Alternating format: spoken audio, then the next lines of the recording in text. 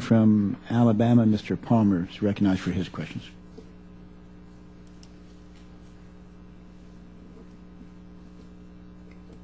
Thank you, Mr. Chairman.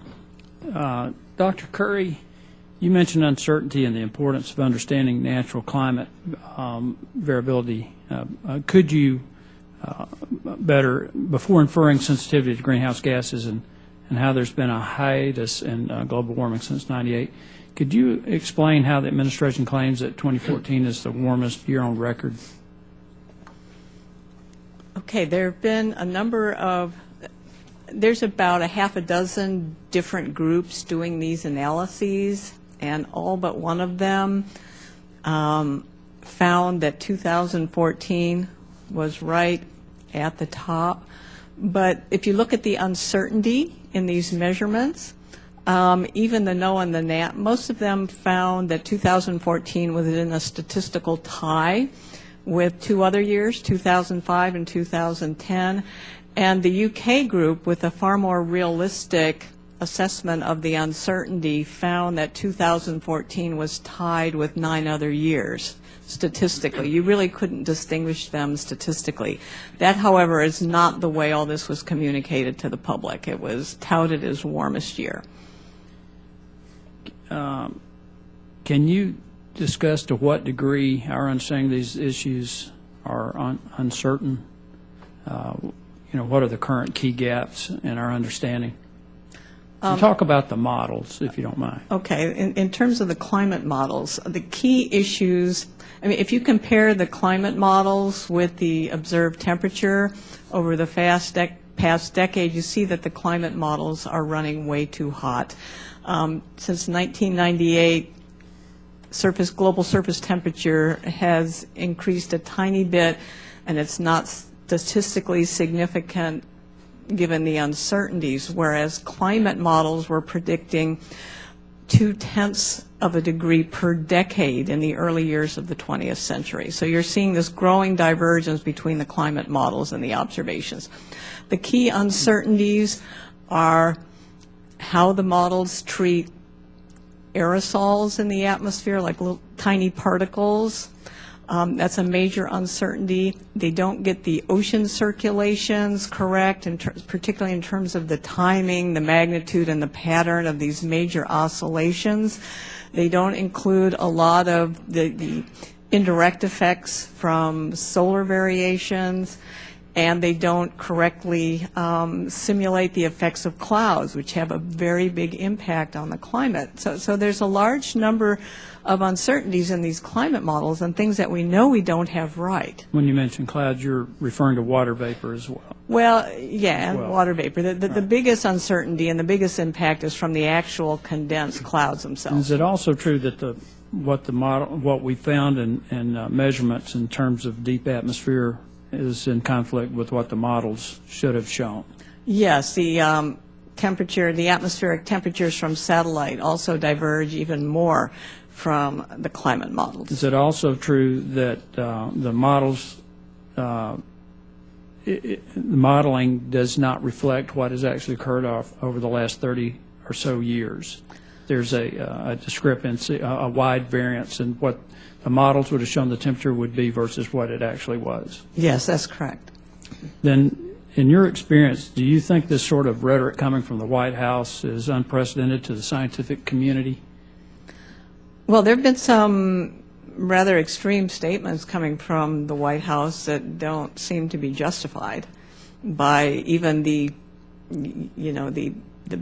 basic evidence and the assessment reports from the IPCC and so on. Given the status of some of the scientists who raise these issues about the fallibility of the models and the uncertainty of the science, does that reflect well on how these issues should be debated? We've gotten caught in this really toxic mess where this politics have become scientized and the science has become politicized, and I'm not exactly sure how to break out of this, but again, it's the job of the scientists to continually evaluate evidence and reassess conclusions. If I may, I'd like to ask one question to Dr. Thorning. Dr. Thorning, the administration continually asserts that the U.S. can substitute renewable energy for fossil nuclear energy without negative consequences. As a matter of fact, they think that we should be at 80% renewables within the next 2 or 3 decades. Can you explain why we can't just rely on renewables? Well, renewable energy, pardon me, I have allergies too. Renewable energy tends to be a lot more expensive than conventional energy from fossil fuel or nuclear. EIA's most recent assessment of the capital cost for renewable energy shows that new natural gas is about $60 a kilowatt hour versus for offshore wind about $240 a kilowatt hour. Solar is also more expensive, and because the wind doesn't blow all the time and the sun doesn't shine all the time, you have to back those up with conventional. So renewable energy... Can I interject something right there just for a moment? If you have to back them up with natural gas or other fossil fuel, does that not indicate that renewables are not reliable? Well, that is one of the drawbacks, because we don't have the capacity to store solar right now, and the wind doesn't blow all the time. So, and we did an analysis of states with renewable portfolio standards compared to those that don't, and the states with the renewable portfolio standards had energy costs on average about 20%, electricity costs about 20% higher than the states without portfolio standards. So if you're thinking of how to grow the U.S. economy, forcing renewable energy is probably going to retard growth, not help it. And, you know, because it has to be backed up, you're not really having much of an impact on U.S. emissions. Thank you, Mr. Chairman. Thank you, Mr. Palmer. The gentleman from, who's up next? The gentleman from Kentucky, Mr. Massey, is recognized. Mr. Chairman, thank you. I yield as much time as he may consume to Mr. Palmer. Thank you, Mr. Massey. Thank you, Mr. Chairman. Dr. Curry, very timely that you would end that last comment on talking about climate variability. It was mentioned earlier about the drought in California. Isn't it true that recent research has indicated that California has been through much more severe droughts in the immediate ancient past? And we've had a series of droughts. We had a drought in the American Southwest in the 13th century that apparently contributed to the decline of the Pueblo cities. Tree rings indicate that we had a major drought in the Mississippi River basin between the 14th and 15th centuries that contributed to the disappearance of the Mississippian culture. We've had 3 major droughts in the 19th century, mid-1850s, 1870s, 1890s, and then the Dust Bowl drought of the 1930s. Could you comment on that? What might have caused those? Well, drought is nothing new in the American West. We've seen droughts in the American West in the 20th century. There was a drought of comparable magnitude in California in the 1890s, and then the mega droughts, 13th, 14th centuries.